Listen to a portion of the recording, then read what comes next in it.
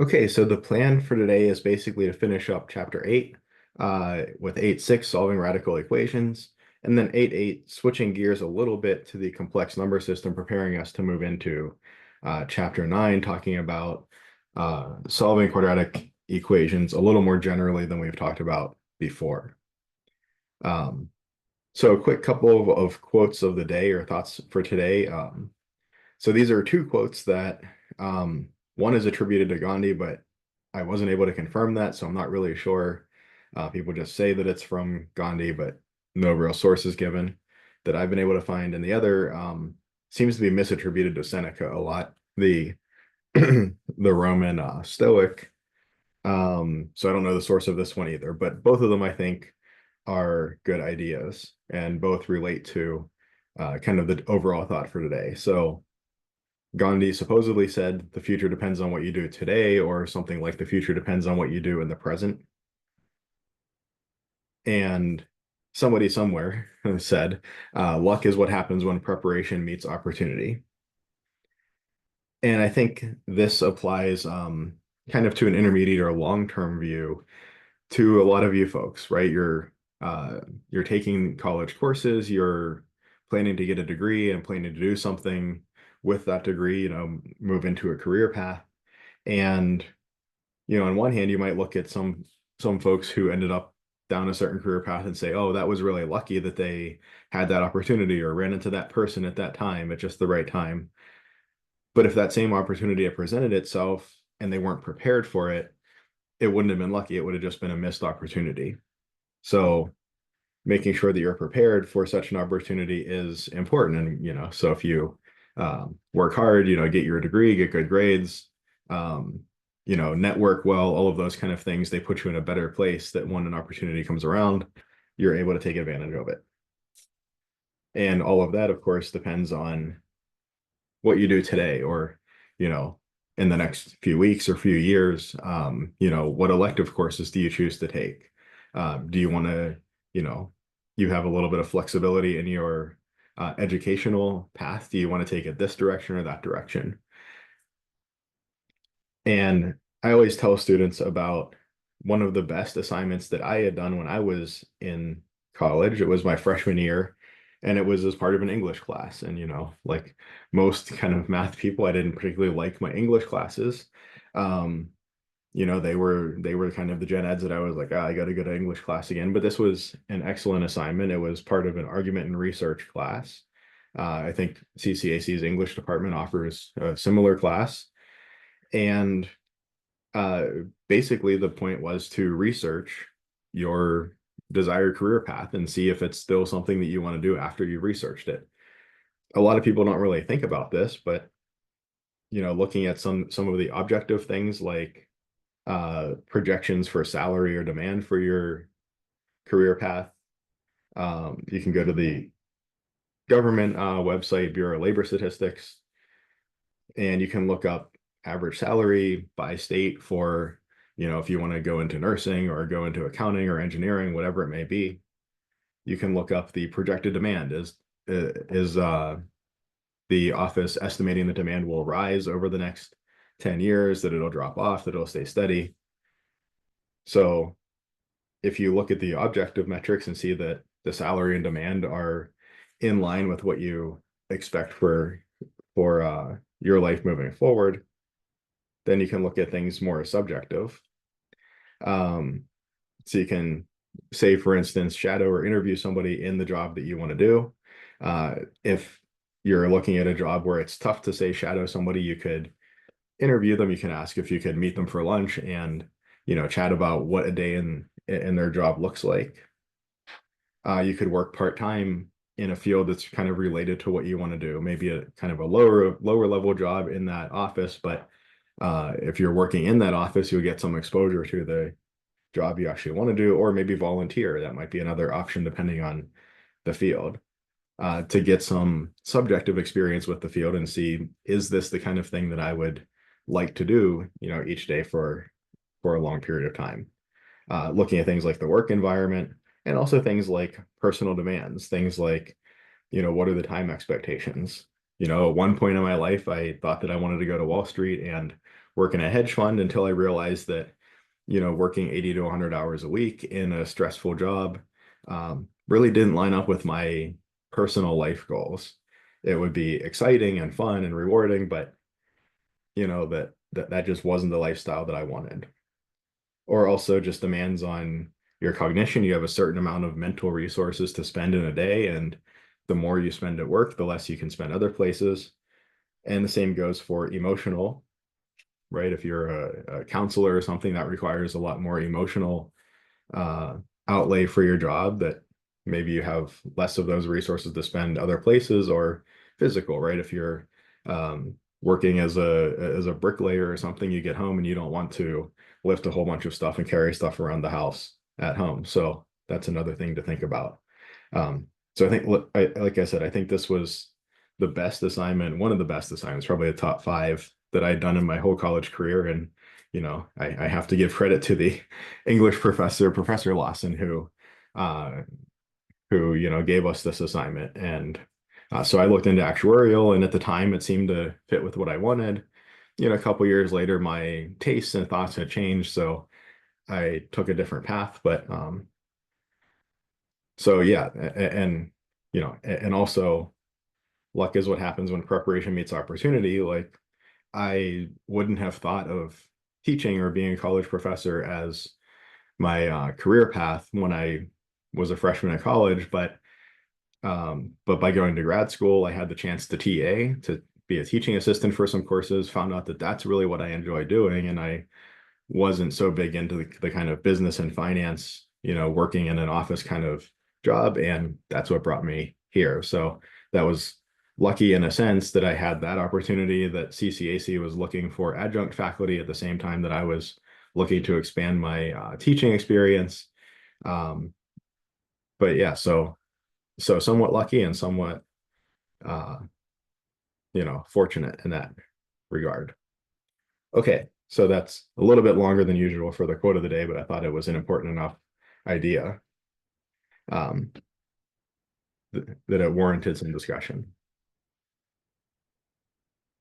All right, so moving on to 8.6, solving radical equations. Okay, so the solution steps for solving radical equations, we want to do something pretty similar to solving linear equations. Like with a linear equation, we would isolate the variable term, we'd isolate the variable, we'd plug back in and check. We want to do a similar thing here. So radical equation is any equation that contains a radical. We want to isolate the radical. We can see in this first example, the radical is already isolated. We already have the square root on one side by itself. Then we want to raise both sides of the equation to the appropriate power to clear the radical. If we do the operation raising to, say, the second power or the third power to both sides of the equation, we have something like an equivalent equation. We do have a little nuance here. If we say added the same thing to both sides of an equation, we do have a completely equivalent equation. The new equation will have exactly the same solutions as the old one. If I multiply both sides of an equation by an integer, say, other than 0, my new equation will have exactly the same solutions as the previous equation. However, if I raise both sides of an equation to a power, I could introduce extraneous solutions. My new equation might actually have more solutions than my previous equation had. It won't have any less, but it might have more. And this is an important difference that comes up in radical equations as opposed to, say, linear equations. Well, we get a new, hopefully simpler equation to solve. We solve that, and what we obtain are candidate solutions. The solutions after we did that raising to a power, some of them might be real solutions, like actual solutions, but some of them might be extraneous solutions. They might be things that look like solutions at the moment, but aren't actually solutions to the original equation. So it's actually crucial, let me put this in bold, that we substitute each candidate solution back into the original equation to determine if it's an actual solution.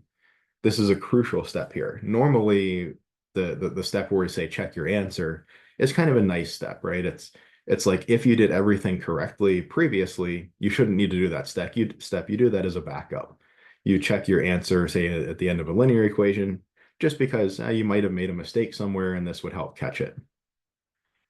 But here, this is actually a crucial part of the problem solving steps.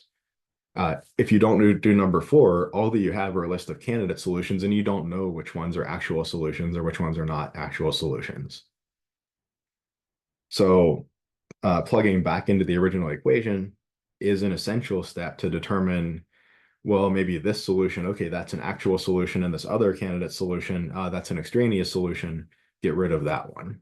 So it is actually a crucial step to plug back in at the end. Even if you did all of the math right, even if you're confident in all your math, all that you get at the end of step three is candidate solutions that might or might not be solutions. If something's a solution to the original equation, it will be a candidate solution, but some candidate solutions will pop up from time to time that are not solutions to the original equation. Okay, so let's take a look at this radical equation. We already have the radical isolated. The square root of 2x minus 3 is on one side. All the other stuff is on the other side. And I know that if I square a square root, then it goes away. So I can do 2x minus 3 under the radical, square that, equals 5 squared. So step one is already done. This is step two, or I get 2x minus 3 equals 25. Well, now I want to do step three, solve the resulting equation. At this point, I just have a linear equation in one variable, 2x minus 3 equals 25. I know how to solve that. I add 3 to both sides, divide by 2. And importantly, this is my candidate solution. Maybe I shouldn't box it if it's only a candidate solution. I don't want to give the wrong impression here. Maybe I'll kind of put it in a cloud like that. So this is a candidate solution. If there is a solution to root 2x minus 3 equals 5, it has to be x equals 14. But we don't know for sure that x equals 14 is a solution to root 2x minus 3 equals 5 until we plug back in. So the original equation from the very beginning, not something partway through, we plug back into there.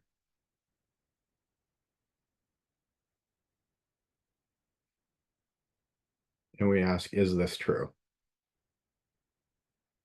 2 times 14 is 28, minus 3 is 25. Is it true that square root of 25 equals 5? Yes, it is true. I've now verified that this candidate solution, x equals 14, is indeed a solution to the original radical equation. And it's my only solution. If there was another solution to my original equation, it would have popped up as one of the candidate solutions. This was the only candidate solution we found. It was an actual solution. X equals 14 is our solution. Okay. So let's look at this example. Solve square root of x plus 1 equals 0.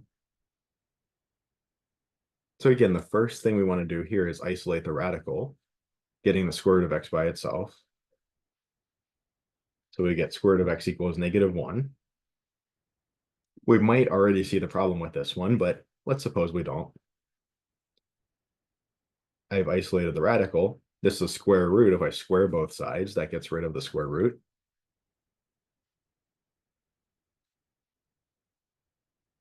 Square root of x squared is just x. -1 squared is 1. And hey, I basically don't have to do anything for step three. I don't have a complicated equation here to solve. I just kind of get my candidate solution right away. If there is a solution to this original radical equation, then it has to be x equals 1. But just because I found x equals 1 as a candidate solution doesn't necessarily mean that x equals 1 is a solution to the original radical equation. We substitute back in and check. Is it true that square root of 1 plus 1 equals 0. Is it true that 1 plus 1 equals 0? No, that's not a correct statement. So this candidate solution, it's an extraneous solution.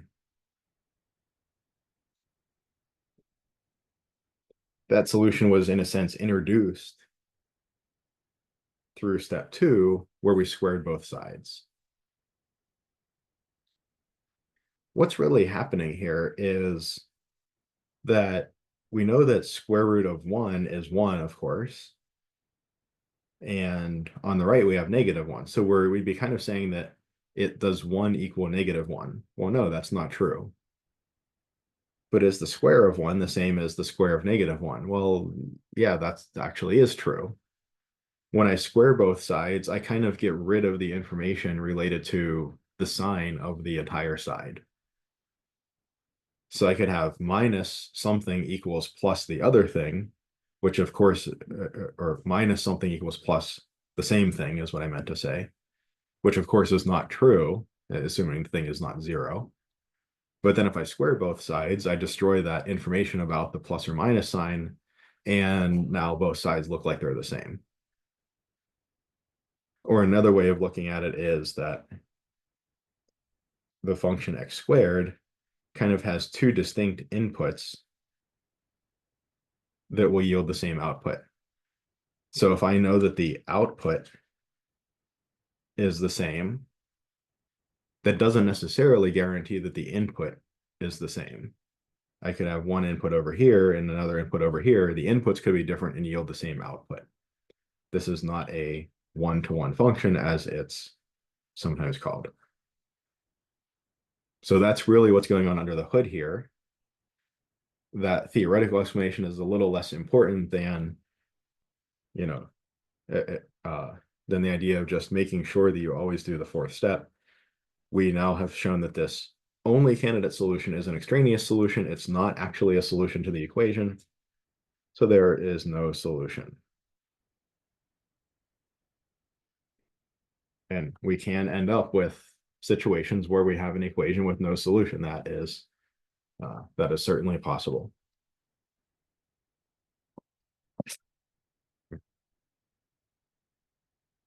Okay, let's look at this one. Solve square root of 2x minus 7 plus 2 equals 0. Here I want to isolate the radical.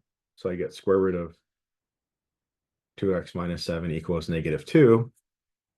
That's after step 1. And I think right away here, now that we have a little bit more background understanding, we can see that there's going to be no solution. We could go through steps 2, 3, and 4 and get an extraneous solution, show that there's no solution. But we can see right away that there's going to be no solution. Why is that? Well, the principal square root is bigger than or equal to 0, and I'm trying to make it equal something that's less than 0. Well, I can't have something that's greater than or equal to 0 being equal to something that's less than 0. There's no solution. If you want a little bit of practice, you can go through steps 2, 3, and 4. You'll get an extraneous or a candidate solution, plug back in, you'll show that it's an extraneous solution. No solution to this one. Right? I have a non-negative plus a positive.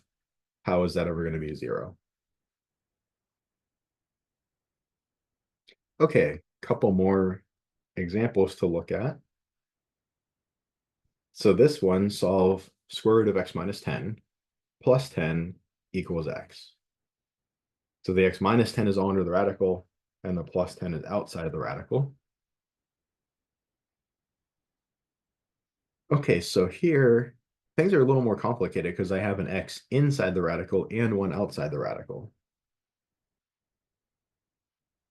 But not too big of a deal. I want to first isolate the radical. I do that by subtracting 10 from both sides.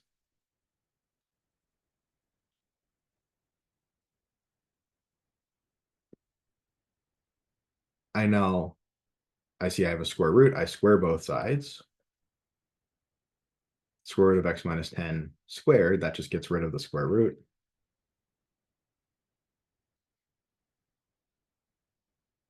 And if I have x minus 10 equals x minus 10 squared, what can I do with this? Well, I want to be a little bit careful. I would like to divide by x minus 10, but I can't divide by x minus 10 if x equals 10. So x equals 10, or if x is not 10, then I can divide by x minus 10.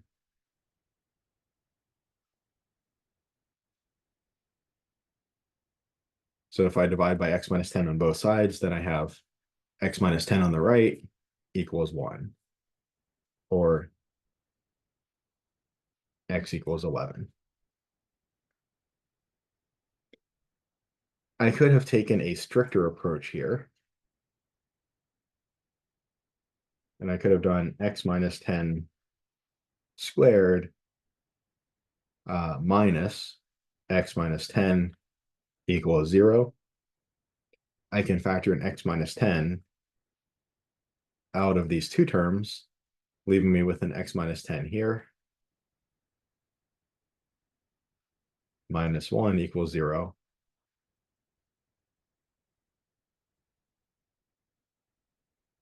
Then I have x minus 10 times x minus 11 equals 0, and x equals 10 or 11.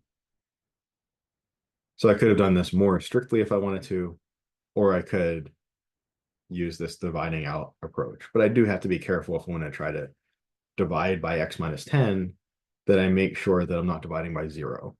So I have one case where x is 10, or if x is not 10, then I can divide both sides by x minus 10, and I get 1 equals x minus 10, or x equals 11.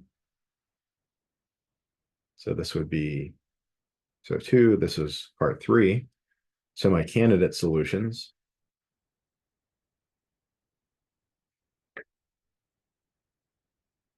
x equals 10 and x equals 11. These are the only values of x that can possibly be solutions to the original equation.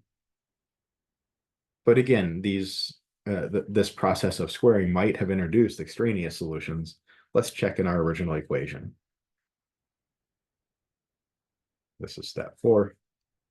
For the x equals 10 candidate solution, is it true that the square root of 10 minus 10 plus 10 equals 10? Oh, a whole bunch of 10s going on here. Square root of 0 is 0, and 10 equals 10. Yeah, this is a good solution.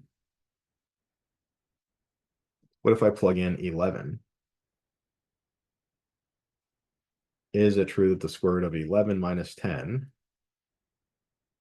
plus 10 equals 11? Square root of 11 minus 10, the square root of 1 is 1 plus 10 equals 11. Yep, that's true. X equals 11 is also a solution. So my two solutions are x equals 10 and 11. I have two distinct solutions to this one.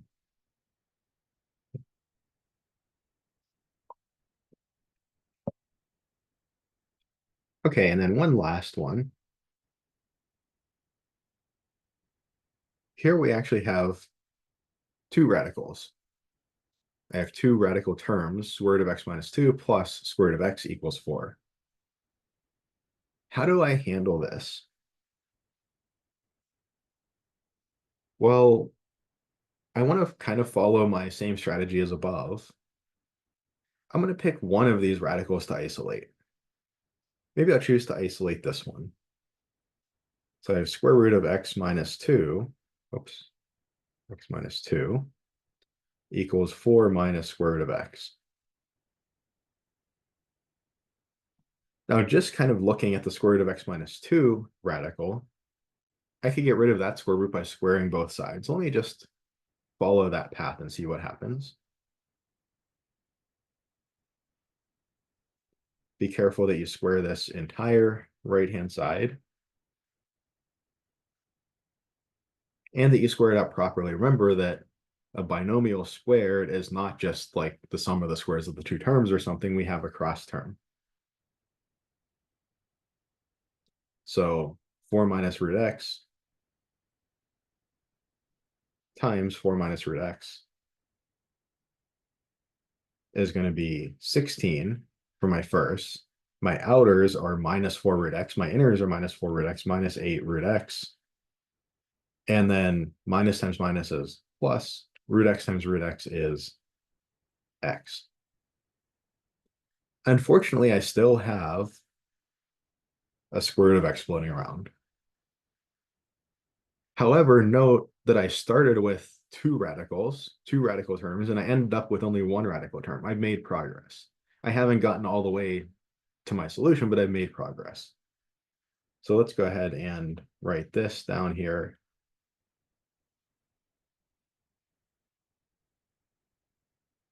So I got from two radical terms to one radical term.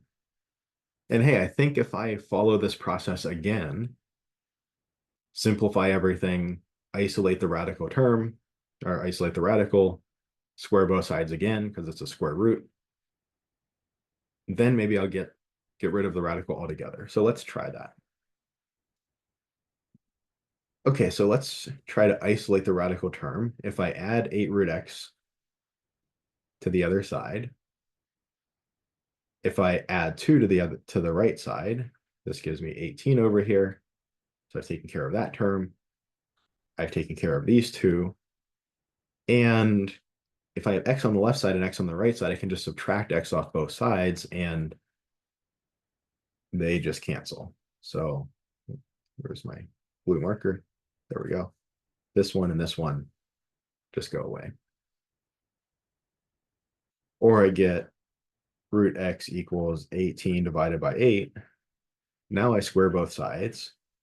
I get x equals 18 over 8 squared, or I guess that's 9/4 squared. Again, importantly, this is a candidate solution.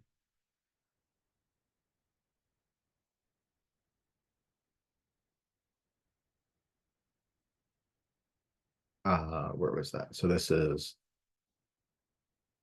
so step 2, isolate, and this was kind of like step 2 again, isolate the radical and square, and then this was the result of step 3, getting the solution. And then the all-important step 4, let's plug back into the original equation. What is square root of x? Square root of x minus 2, square root of 9/4 squared minus 2, plus square root of 9/4 squared. Is that equal to 4? Let's check. Well, square root of 9/4 squared is just 9/4. And 9/4 squared minus 2, well, this would be 81 over 4 minus 2, or 81 over 4 minus 2 is going to be 8 over 4. And what's that, 73 over 4? Did I do my arithmetic right here? I did not do my arithmetic right. I apparently did not have enough coffee this morning or something. 81 over 16.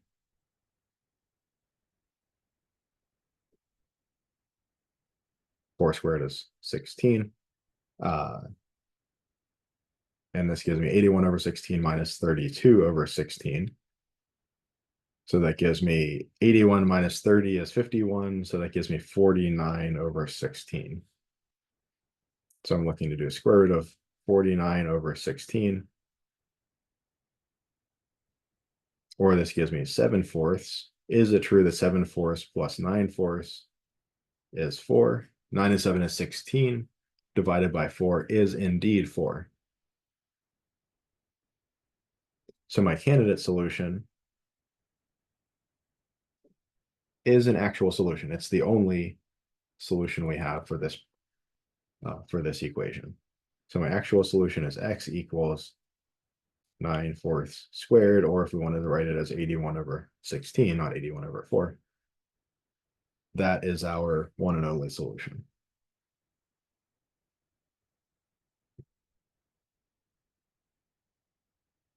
Any questions on that one? So if I have multiple radical terms, I just kind of follow my original strategy. I isolate. I would probably go with isolating the more complicated radical term. because I'd rather move around square root of x a bunch of times and have it in a bunch of places than have to deal with moving around a bunch of square root of x minus 2's and keeping that straight. So it's a little easier to keep straight just the square root of x bit. But if you had done it the other way, it would have been no problem. It still would have worked. But I chose to isolate one of the radicals square. That didn't get me out of the radical equations quite yet, but it was an improvement. I did the process again, isolate the radical square, and that gets me out of radical equation. In this case, got me uh, just directly to a candidate solution. I took that candidate solution, plugged back in, verified that it's actually a true solution, and there's my solution. Any questions on any of this?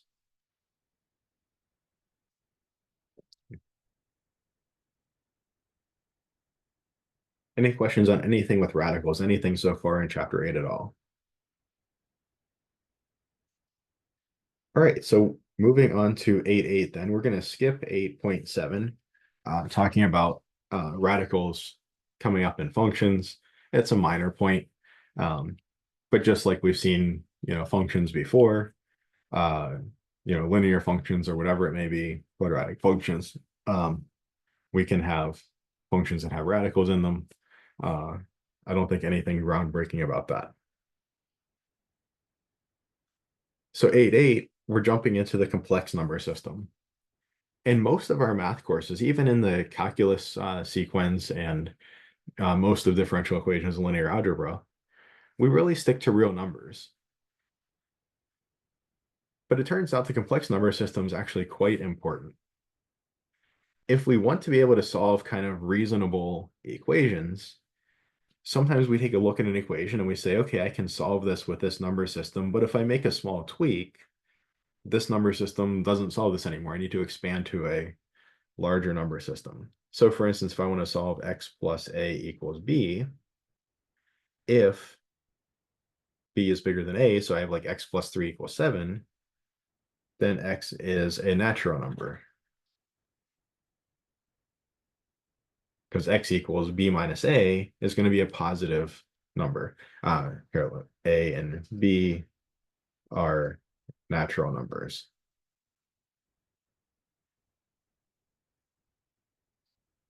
But if I allow b to be less than a,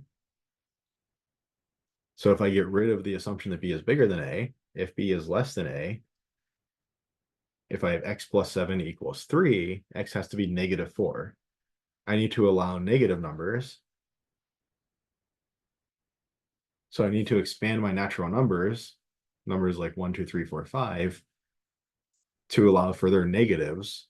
I need to work with the larger number system, the integers. So I need to expand the natural numbers to be able to handle the integers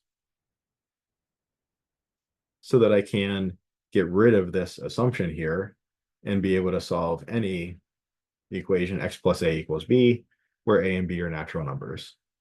Or sorry, where a and b are, where a and b are natural numbers, but not with this restriction.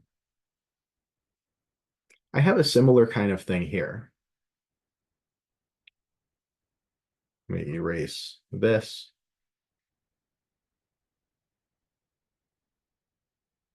I can solve, say, x squared plus a equals b.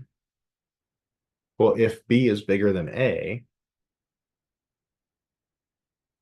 here maybe we're not so worried about a and b being integers, but or being natural numbers. But let's just suppose they're natural numbers. If b is bigger than a, no problem. X is the square root of b minus a. I have the square root of a positive number, and I've got my solution from there. But I would like to be able to get rid of this restriction.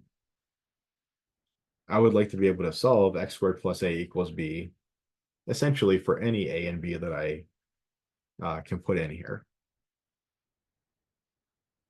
Or we'll see in chapter 9, I would like to be able to solve any quadratic equation. How can I do that? The real issue here is if I wanted to solve, say, x squared plus 1 equals 0, or x squared equals -1, well, the answer to this cannot be a real number. If it was a real number, it would have to be positive, 0, or negative. If it's positive, a positive squared is a positive, not negative. If it's 0, 0 squared is 0. And if it was a negative input for x, a negative squared is positive, which again cannot be -1. So the answer cannot be any real number.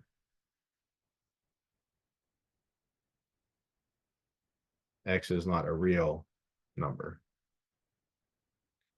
We need to expand our number system further, like we might have gone from the natural numbers to the integers, or maybe from the integers to the fractions, to the rational numbers.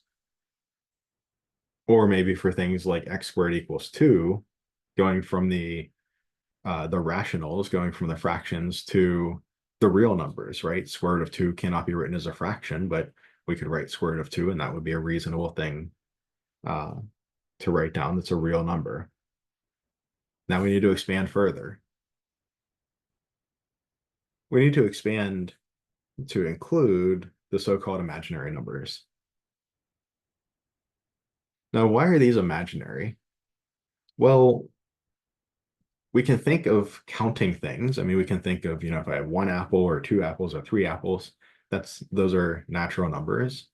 I can imagine integers, like that's kind of like having some and then taking away. If I take away more than I have, if I like owe somebody apples, that kind of is a sensible concept.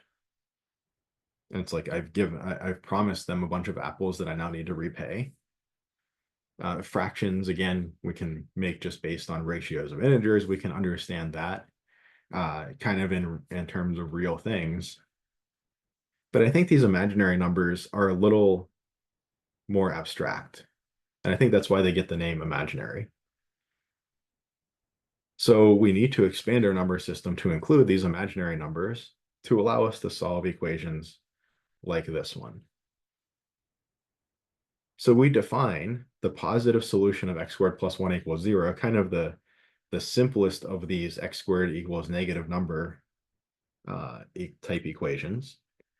We define the positive solution of this to be I, the imaginary unit. So in math, if we see an I floating around, it is a little bit context dependent, but quite often that means the imaginary unit that we're talking about here. So lowercase I. We do occasionally use I for other things, but it's usually quite clear. Sometimes we use I as an index, but it's usually quite clear when that's the case. And we often write I equals square root of -1. Now I do kind of want to mention that when we say I, we're talking about the imaginary unit. We're talking about this thing that we define this way, the positive solution of this equation. When I use the notation square root of -1, I'm also talking about that same thing. So you might say, wait, I thought when we had square root of something, we could only plug in a positive number. That's kind of right. This is kind of like a parallel notation that uses similar symbols. It uses the same symbol for kind of good reason, because this radical or this imaginary this imaginary unit operates kind of in a similar way that we'd expect based on other square root properties and so on. We do have to be a little careful though, because not all of the square root properties, not all of the radical properties directly apply to this new situation. So I think in my mind, it's usually better to think of the imaginary unit in terms of I than in terms of square root of -1. Because if you think of it in terms of square root of -1, I think sometimes that can lead you a bit astray, and you might use a property here or there that you ought not be using. Property that, say, only applies to square root of a positive number, versus if you use I, uh, that kind of puts you in a different mindset, and you're like, okay, I'm in imaginary numbers now. I have a different set of rules that I'm working with, maybe. A few notes here. Note that the quantity negative I also solves the equation. Negative I squared plus 1 is also going to be equal to 0. So it is important that I say the imaginary unit is taken to be the positive solution of this equation. A second note, this is also a notational thing. If b is bigger than 0, then we denote the square root of negative b as I times the square root of b. This is almost like saying, square root of negative 1 times b is square root of negative 1 times square root of b, and the square root of negative 1 is the I. It feels like that's the right thing to do. We really have to be careful with doing that, though. We really don't want to do that. That, not only is that a misapplication of the product property for square roots, we'll actually see that not only is it just, being pedantic and saying, oh, that doesn't technically fit the definition of that property or whatever, it actually can lead us astray pretty significantly. We'll see in a future example. So we think of this as essentially a definition. The square root of a negative number is equal to I times the square root of the positive of that number. So square root of negative 3 is I times square root of 3. And like I kind of mentioned here, we can kind of think of like the 4 coming out of the square root as a 2, like the square root hits that 4 and it comes out of the square root as a 2. We can kind of think of the negative number coming out of the square root as an I, something like that. I think that's a better way to think about it than to think about using, say, the product property for radicals. I think the best way to think about it is that it's simply a definition that the square root of a negative number is equal to I times the square root of the opposite of that number, the positive or the absolute value of that number.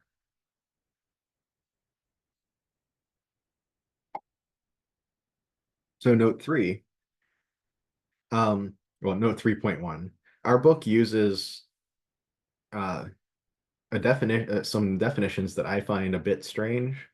So I'm going to kind of use the definitions that I think are more common. So the definitions in our book differ from what I'm going to say here slightly. I don't think in a really materially different way, but just the terms they're using, I think, are a little bit more conflated than maybe is typical across most of math.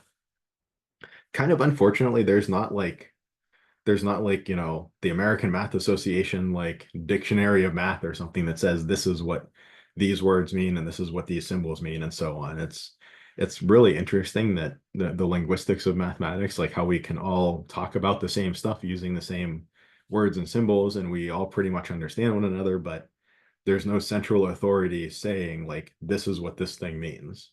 So different textbooks sometimes adopt slightly different definitions and slightly different notations.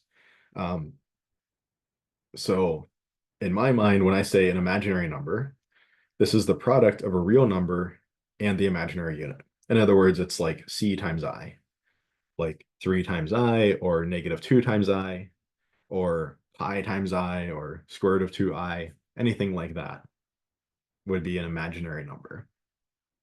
It's the product of a real number and the imaginary unit I. It's real number times I gives you an imaginary number. A complex number then is the sum of a real number and an imaginary number.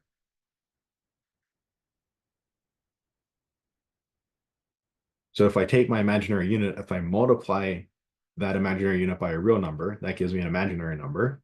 And if I then add to that imaginary number a real number, another real number, I get a complex number.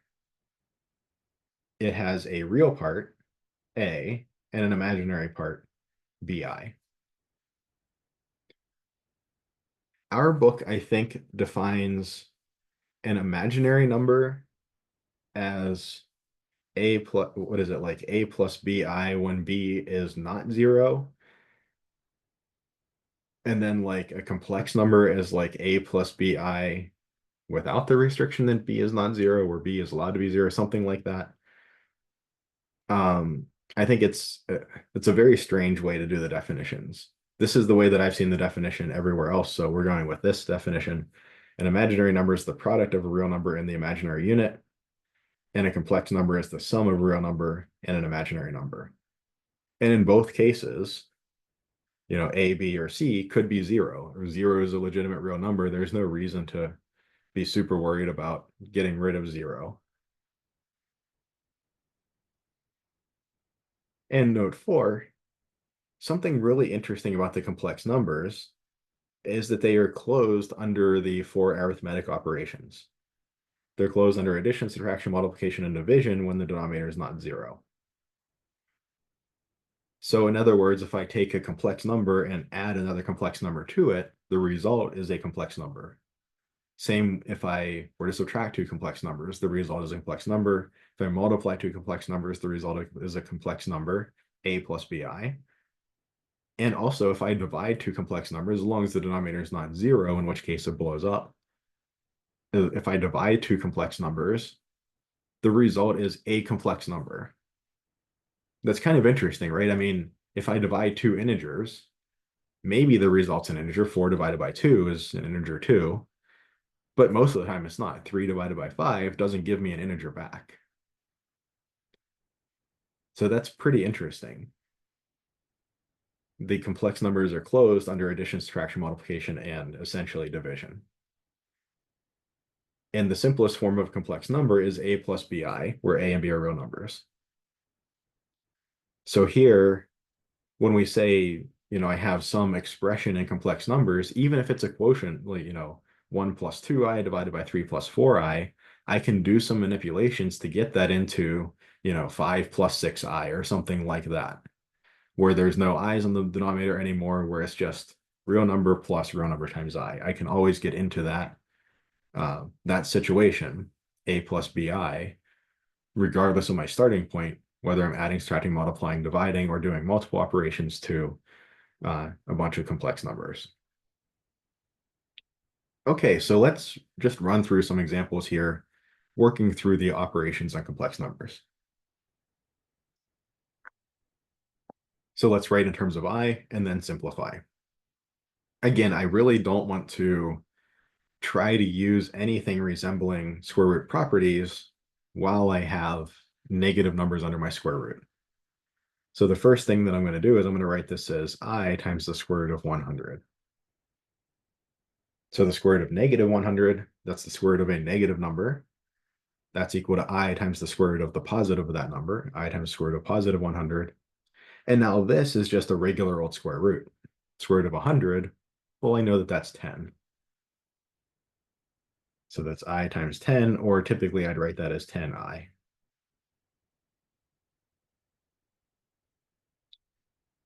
The square root of negative 12, again, I want to first write this as I times the square root of 12.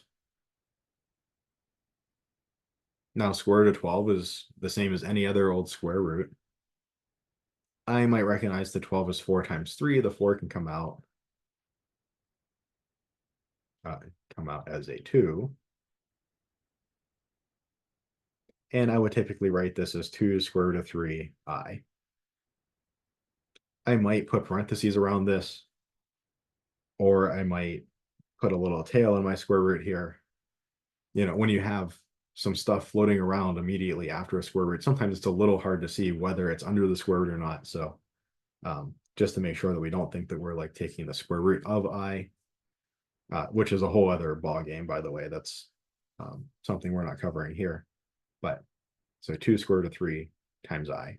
This is the real number, 2 square root of 3 multiplied by the imaginary unit.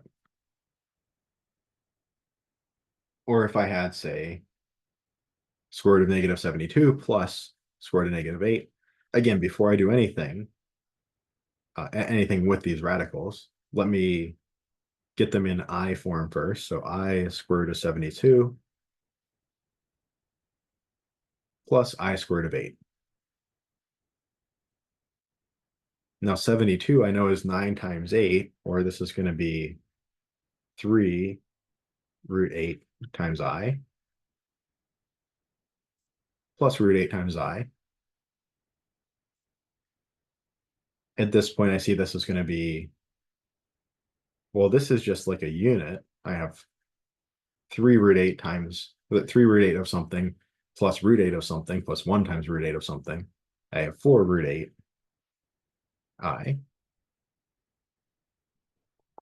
And I see I can simplify even a little bit further that 8 has 2 factors of 2 in it.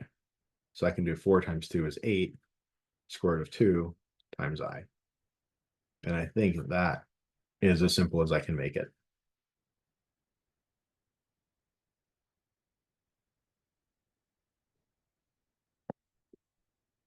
Any questions so far? Okay, now we're just going to go through a bunch of examples of simplifying expressions with complex numbers in them.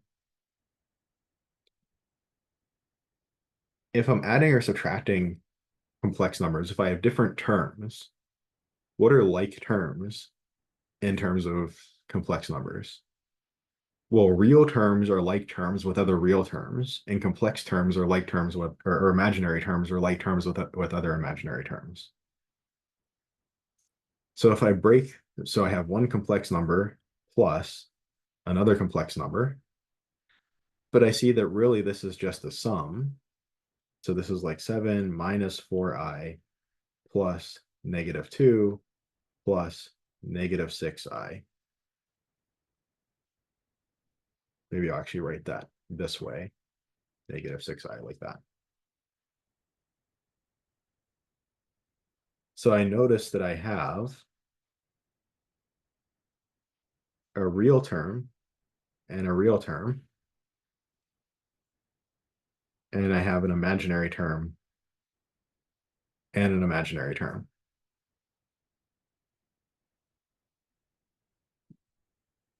I can use my commutative properties of addition and so on.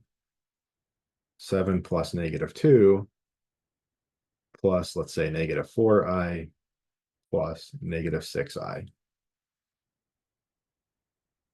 And this I, just like up above, just gets moved around like a unit. 7 plus -2 is 5. And then I have -4i minus 6i. That's going to be a minus 10i. I've gotten down to a plus bi, where a and b are real. That's simplest form. This is a single complex number, 5 minus 10i.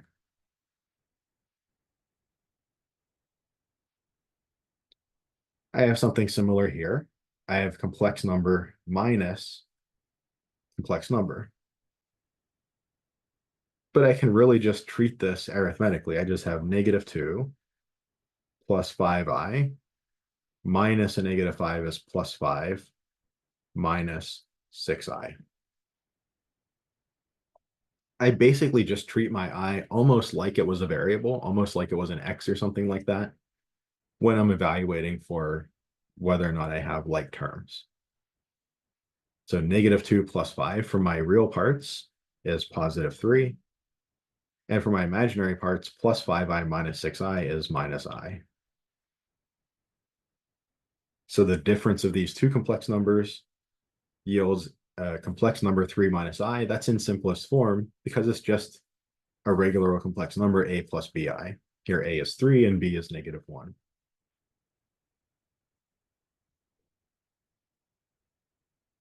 All right, if I have a situation like this, I see that I have square roots of negative numbers.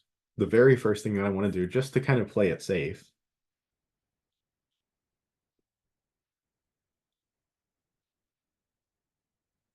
I'll say that's -5 plus square root of 27i. Square root of -27 is going to be I times square root of 27 minus -4 minus, and then square root of -48 is going to be square root of 48 I.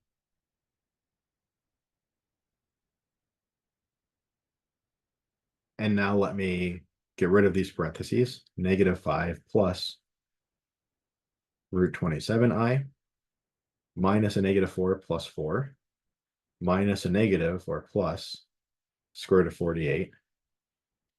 Let's say 48 I.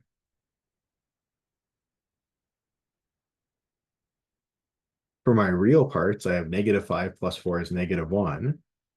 And for my imaginary part, I have like square root of 27 plus square root of 48 I. I probably can do a little more simplification of square root of 27 plus square root of 48. Let me check that over here.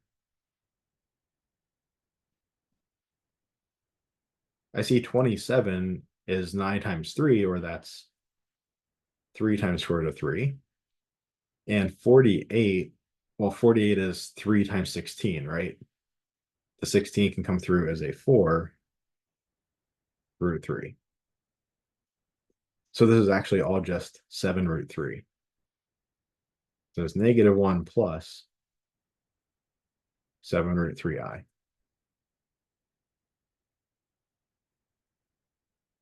So I have a plus bi. Here a is -1, b is 7 root 3. I have real number plus real number times I.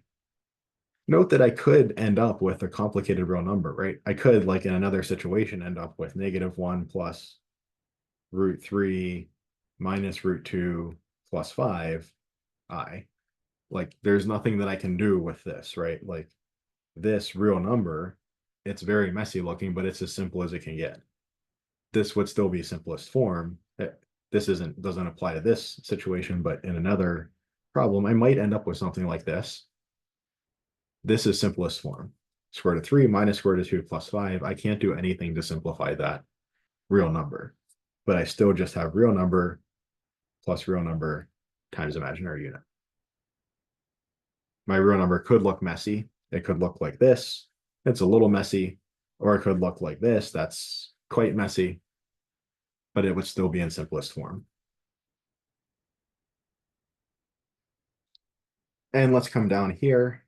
And after this one will break, as an aside, take a look at this problem as an exercise before next class. Square root of -4 times square root of -16. Do this the official way, converting both to i's and going that direction. And then do it the kind of sloppy way where you try to use the product property to make the square root of -4 times -16. Do you get the same answer both ways? That will be a cautionary tale to why we want to be really careful. But here we have the product of two complex numbers. But again, these get moved around similar to kind of how variables or something like that get moved around. I just FOIL this out. This is like two binomials multiplied together. My first, -2 times -4 is +8.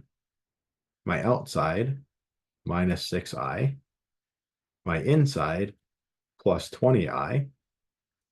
My last is -15i squared. What do I do with this? So as two exercises for next time, think about these two situations. Look back at our original definition of I. What is I squared going to be? And if you do this the kind of sloppy way, applying the product property when we really ought not to, do we get the same answer or does it break something more fundamentally? Okay, so we will pick up with 8.8 next time and continue on with chapter 9. Let me stop the recording.